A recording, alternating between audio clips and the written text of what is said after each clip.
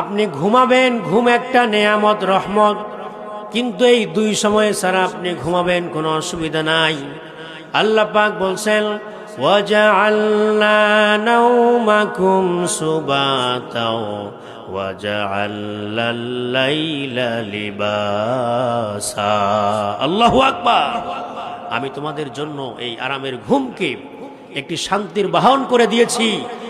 বান্দা, তোমরা যখন রাতের বেলা ঘুমাও, সকাল থেকে সন্ধ্যা পর্যন্ত একজন মানুষ কৃষিকাজ করেছেন, অটো ভ্যান রিক্সা চালিয়েছেন, শরীর ক্লান্ত হয়েছে, সকাল থেকে বিকাল পর্যন্ত এই ক্লান্ত শরীর নিয়ে বাড়িতে আসার পর বান্দা যখন সলাতুল ইশার নামাজটা আদায় করলো, ইশার নামাজের পরে একটু খেয়ে অতিরিক্ত কোনো ঘুম না নষ্ট করে তাড়াহুড়া করে তিনি ঘুমিয়ে পড়লেন।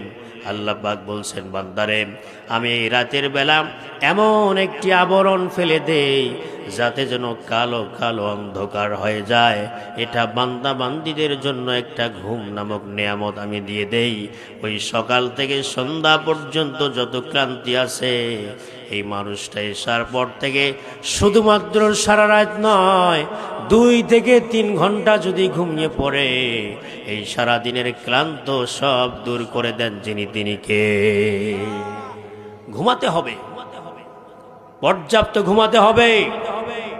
মেডিকেল সায়েন্স বলেছে একজন মানুষের কমপক্ষে হলেও 7 থেকে 8 ঘন্টা ঘুমানোর প্রয়োজন। কয় ঘন্টা?